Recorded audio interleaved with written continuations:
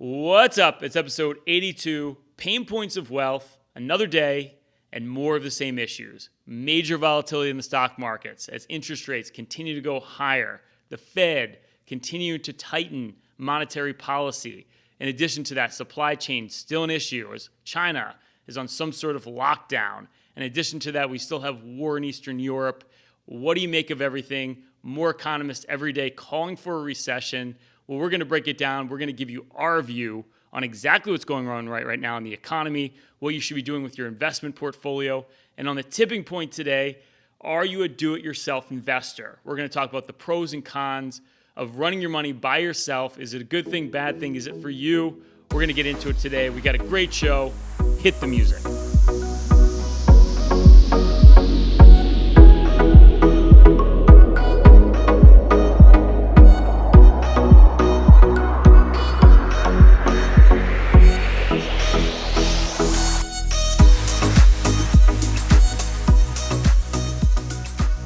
Hey guys, it's been an interesting year so far. Another week, just like the last month. Lots of volatility. On the one hand, we have very strong corporate and household balance sheets. We have a booming labor market, right? We have 2 job openings for every unemployed person right now.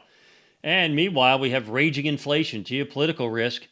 And that's earnings came in mostly strong, but a lot of it was interpreted negatively. So we have a mixed bag of earnings as well. What's most remarkable about all of it, Bob, is I don't think Chris is losing 1 second of sleep every night. He just sleeps like a baby all through all this chaos. Because he's working hard, buddy. Working hard every day. That's right. Ryan, I just make this look good. I got the weight of the world on my shoulders. I'm the one who's working those 12-hour days. I don't know what you're doing.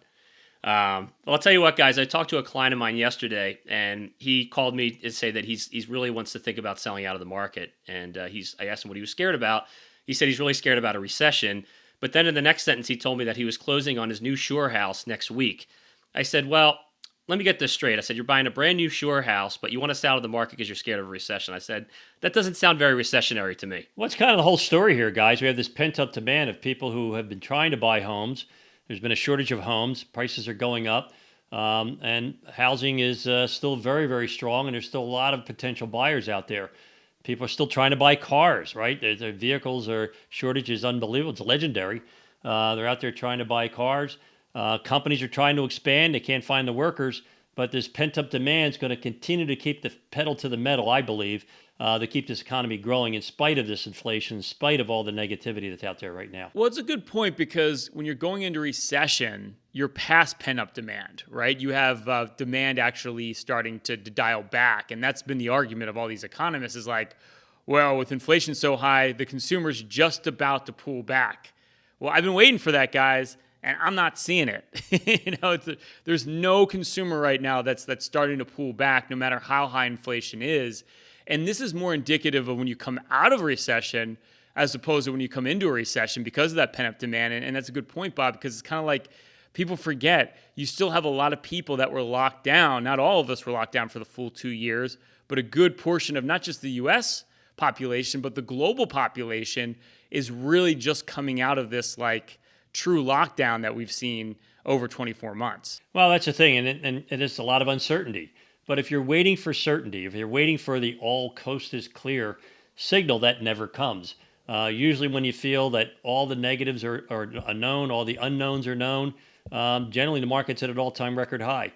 So it's imperative that you keep your emotions in check, that you stick to your strategy, because basically with the stock market down and the bond market down, investments are more attractive than they've been in the last 4 months. Well, Dad, to your point about sticking to the strategy, one of the things that I've noticed going through performance reports for a lot of our clients is that the income, the interest and dividends that is being generated in the portfolios is actually starting to go up, which is very shocking to most people. No, it's a good point because, with interest rates going up, you see your bond portfolio go down. If you own bond funds, we've warned you about them. They're getting hammered right now. But now when you put new money into the bond market, you're getting the best yields we've seen in 3 years. You look at a 10-year tax-free bond right now, pays 3%. That's the equivalent of almost getting 5% on a taxable bond, right? With very little risk. It's a single A rated bond. So I think that is important right now. To your point, Chris, is the income is repriced. It's gone higher. And with all this inflation, you need income. You need your portfolio producing, and we know cash doesn't do that. So you're sticking your head in the sand and sitting in so much cash right now is like the worst strategy. Well, you know what, Rye, if I'm hearing you correctly, it sounds like cash isn't king, but cash flow is king. Wow. Witty, Chris. Very profound, very profound. But, guys, I got a shock announcement. I'm no longer anti-bond funds. I just fell off my chair. I'm shocked, and I don't believe it, Bob. Why are you anti-bond funds now? Well, because everyone who's been invested in has been listening to us, and they've sold aggressively, like $40 billion worth over the last couple of weeks, creating opportunities for us who buy individual bonds. I mean, I love it. We're able to buy bonds at a better yield right now, at a better price. Look, the bonds that we've bought over the last 2 years are down right now, but we're doing bond swaps, to create that loss bank, that where you can take those losses against future gains. Because here's the issue. When you look at your equity portfolio, we don't have any losses. There's no losses to take. We have millions of dollars of unrealized capital gains, which we may take someday. Who wants to pay taxes on gains? Now's the time to act. Now's the time to be proactive in your portfolio. Take advantage of these people panicking out of their bond funds. I love these people now. Hopefully they got smart and invest like we do. It is remarkable right now because we've talked about the economy, we've talked about wages going up, we've talked about the pent-up demand, and we know we're getting this big sell-off or all this volatility in the market. And if you look at investor sentiment right now, which is a counter indicator, right? When people are really negative, that's a good sign, means markets are a good buy. When people get really, really optimistic, that's a bad sign, means we're probably close to a top. And if you look at sentiment right now, it's as negative as it was back during the financial crisis in 2008, 2009. So you have extreme negativity right now, yet we have an economy, again, that's relatively strong. You've got to exploit this opportunity right now. It's not going to last forever. It's interesting. Over the last 2 years, I've seen Berkshire Hathaway, primarily Warren Buffett and Charlie Munger. So, there's not too much to invest here. We have a lot of cash. We have nowhere to put it. Over the last quarter, they actually invested $40 billion of their cash into stocks, right? They're buying stocks while the market's down. Now, I saw an article in the Journal the other day, and they were saying, they're not very good at timing the market. Yeah, they're not really good at timing the market. Only the wealthiest guys on the planet, best investors ever. That's the thing. You don't time the market. You buy value when it appears. And you make the most money in your portfolio in down markets. It sounds counterintuitive, doesn't it, guys? Well, I'll tell you what's even more counterintuitive is I noticed they're not buying Teladoc. They're not buying Peloton. They're not buying Bitcoin. As we know, Charlie Munger really despises Bitcoin. They're buying those old school companies. They must be listening to our podcast. I mean, they're buying oil stocks. They're buying more financial stocks. They're buying all the stocks that do well in a higher inflationary environment. And that's it. It's that paradigm shift that we've gone through here. So you've got the smartest investors of our generation. They're buying right now. They're buying companies that have pricing power. They're taking advantage of the volatility. It's the old Warren Buffett saying, be greedy when others are fearful. Yeah, and also you want to invest when there's blood in the streets, right? And actually, a lot of you think there's blood in the streets right now, but there is if you're invested in the ARK funds down 65% from their highs. But you're having what we call a garden variety correction, right? Usually a 10 to 20% correction driven by sentiment, driven by emotions, driven by headlines. And God forbid, if the headlines can get any worse right now, the media wouldn't know what to do with themselves. So you got to be smart about recognizing we're in a big booming bull market. We're in a secular bull market, and they have corrections. Corrections are times of opportunity, not a time to panic. Hey, hope you're enjoying episode 82, Payne Points of Wealth. If you like our content, you love our content, please give us a 5-star rating on iTunes. Leave us a comment, anything you want us to talk about. If you're on Spotify, you can click the subscribe button. And if it's on YouTube right now, please click the like, click the subscribe, click that notification bell so you can be updated every single week of all our new content. Your support gives us the ability to continue to do this podcast. We appreciate your support. We have over 80,000 downloads. But please, give us a like, give us some love. Spread the good word of Payne Points of Wealth. All right, it's the tipping point. This is where we pinpoint the pain point, P-A-Y-N-E, having the biggest impact on your wealth right now. We have a very special guest on our show today, my colleague, Chris and Bob's colleague, financial advisor at Payne Capital Management, Miss Francesca, quote-unquote, FRANKIE, LAGROTTERIA, quote-unquote, FRANKIE. Thanks for being on the podcast today. And, you and I have been talking. We were talking about the difference between do-it-yourself investors and when people decide like, oh, I want to get a financial professional. So I thought we could talk a little bit about like the pros and cons of running money on your own, and does it make sense to make that transition from being a do-it-yourself investor to working with a financial professional? Yeah, well, hello. Thank you for having me. Hello, Paynes. Hello, Frankie. Hey, Frank. Always a pleasure. And yes, I was just talking to Ryan about this. I call it the self-employed investor versus working with a financial advisor. So, there are definitely some benefits to both, but there are, more importantly, some really heavy risks, especially with the self-employed investor. Yeah, it's kind of like brain surgery, right? I can do it myself, but it might be a better idea. It depends on somebody who's went to medical school and has done more than one operation. Same thing applies to plumbing, I guess, right? So, in a lot of cases, you don't know what you don't know when you're a do-it-yourself investor, or what you call, Frankie, a self-employed investor. Well, first off, Bob, I don't think our listeners know that you do have exceptional plumbing skills. You did spend quite a few summers on a plumbing truck because our grandfather was a plumber. So I think it's important to know that you could probably do the work. Bob, is that why you never wear a belt? I didn't think you ever noticed. They never do. Well, one of the things I find, when you do things yourself is that you start to live in a little bit of an echo chamber. It's kind of like, when you watch the news, you always watch things that resonate with your own beliefs. Whereas having an advisor, it's always good to have that third party, someone to, bounce those ideas off of, to say, hey, do you think this is a good idea or not?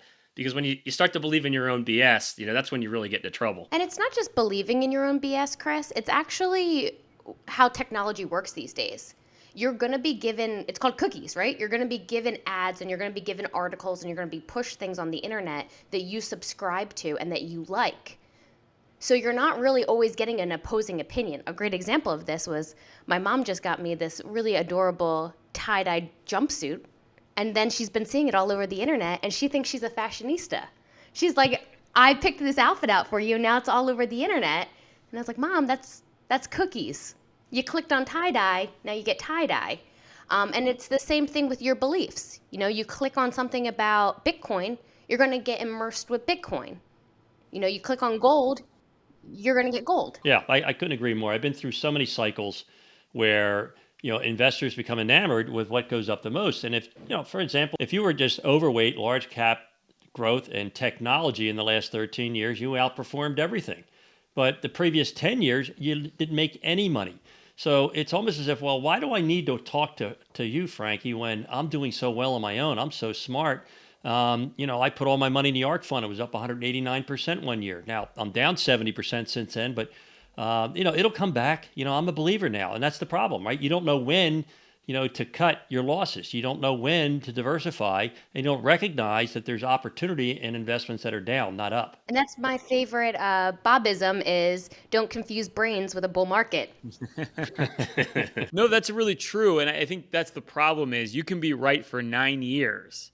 And that 10th year, if the market goes against you, it can literally wipe out all of the advantage or the gain that you had. And I think, Bob, we talk about this ARK fund a lot. That's a perfect example. The outperformance was so great, but as soon as that fund cratered, all of a sudden your performance is less than the market. So, it's just amazing how quickly the tide can turn. And when you believe your own BS, and a lot of times this happens, you guys are saying with this echo chamber with investing, eventually it's going to get you. And there's going to be no forewarning when it actually happens. Well, you take the 90s cycle, the 90 bull market, 1990s.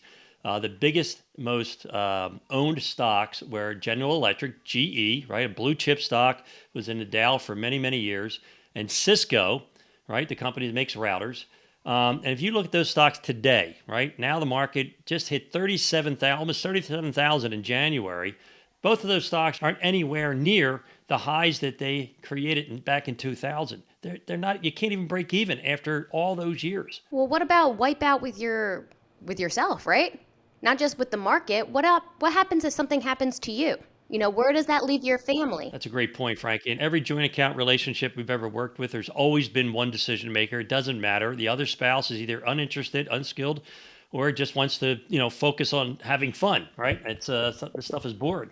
And what happens to the family when the decision maker is no longer there to remember why they owned what they own and why they bought it? And sometimes too, I get I get, my favorite thing is when you're going through these, you're going through the proposal, you're asking them to say, hey, send me over your statements. You know what they send you is that Excel spreadsheet that is like the tangible event of someone's brain. And as a financial advisor, it takes me sometimes hours and hours to sit there and decode it. But for someone who hasn't been involved in this, a family member who doesn't care, who's out having fun, doing the fun chores, you're going to need a decoder pin. That's right. And I mean, we've had this happen before. I remember we had one client where, unfortunately, the husband, he was the one, ran the show on the finances, had the proverbial spreadsheet, like you said, Frank, and loved individual stocks. And he became incapacitated, and his wife had no interest. And we literally, had to go through like shoe boxes in the closet to find like hidden insurance policies, that were just like spread around the house.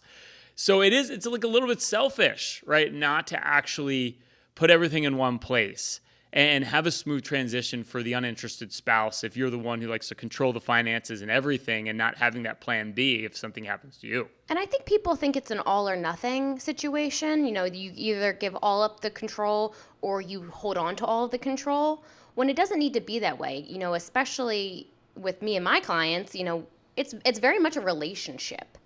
I have to talk to them before I do anything. We discuss their planning. We create these plans together. It's based on them. It's not based on me and my needs. That wouldn't help you, right? So I think people get a little nervous and they don't want to give up that control. They don't want to give up that spreadsheet. But that's fine. You can have the best of both worlds where you're working with someone who at least understands a method to your madness, right? Well, Frank, you made a really good point there. You said it's not about your needs, it's about the client's needs. And, this whole thing's about the difference of doing it yourself versus having an advisor. One of the benefits that you are really good at, Frank, is when you sit down and you talk to the clients, you establish what their needs are and you help them to create those goals. So it's kind of like when you're doing it yourself, you're not always thinking about those goals. You're thinking about stuff in the near term. You do such a great job of helping people think about the future and reminding them of what we're doing this for. Oh, absolutely. It's the same. I always bring it back to working out because that's, a passion project of me. But it's the same as working out, right? I can sit there and say, I want thinner arms, but it's not about that. It's about, staying consistent, working out, going out when you don't want to, eating right, doing cardio and all of that, nonsense. And that's something that I delegate to Victoria, my trainer. Yeah, your accountability partner, right? It's like everyone can use a wing woman or wingman. And I think that's what it comes down to is you don't know what you don't know. And, same thing. I'm with you, Frank. I use a trainer. I've been using the same trainer for years. And we've adjusted my workouts over the last decade because I'm becoming an older man. I can't just do the bench presses like I used to. And it doesn't make sense. I'm working on like core strength for my back because your life's going to continue to change.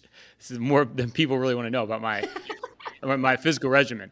But, the point is it's like, he's someone who's always up to date on newer, different ways of doing things. And that's what we do. We think about this stuff all the time. We can fill in those blind spots that you're going to invariably have as one, no man or woman's an island, I guess is the way to say it. Guys, I've lived through a lot of corrections, a lot of bear markets, and everybody's an average, normal human being. We're subject to our emotions. And, a lot of you get through bear markets by not opening your statement. Now, if you're a do-it-yourself investor and you're not looking at your statements, guess what? You're missing out on opportunities. That's why you need someone who's, unemotional, who looks at your portfolio with a cold eye and sees the opportunities. As a fiduciary, we have to invest your money as if it's our own.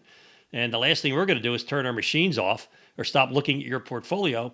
And if you have a decent portfolio, you're getting cash flow that has to be reinvested.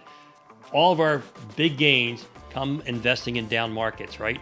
We make all of our money in bear markets, which sounds so counterintuitive, but if you think about it, it makes so much common sense. Hey, hope you're enjoying episode 82, Payne Points of Wealth. This is what Bob, Chris, and Frankie LAGROTTERIA, this is what we do every single day. We help individuals just like you with your planning and investing. This is all we think about. Everything you hear on this podcast, along with some due diligence of your own, can help you get ahead financially, literally at any stage of your journey.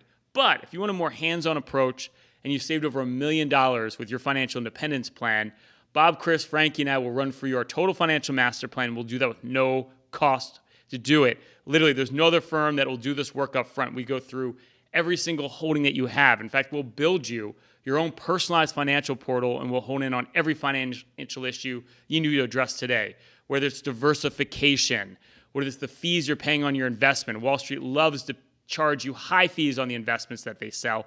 We'll show you where all those hidden costs are. We'll show you how to optimize your portfolio for taxes. And we'll show you how to save optimally to make sure that you're on track to be financially free. And we'll look at income. Income's so critical to be financially independent. We'll put together a full income plan, how to draw from your portfolios, build that perfect plan. We literally do 10 of these every week. If you qualify, if you have over $1 million saved for retirement, simply go to www.paynecm.com/financial plan. That's www.paynecm.com/financial plan to see if you qualify for a free financial review. All right, it's the hidden facts of finance, random financial facts that may surprise you or even shock you. All right, Bob, the US dollar has been a reserve currency for about 100 years. Before that, it was the British pound. If you look at the amount of debt the US owes to foreigners, US have net liabilities to foreigners are around $16 trillion, a sum of around 70% of US gross domestic product.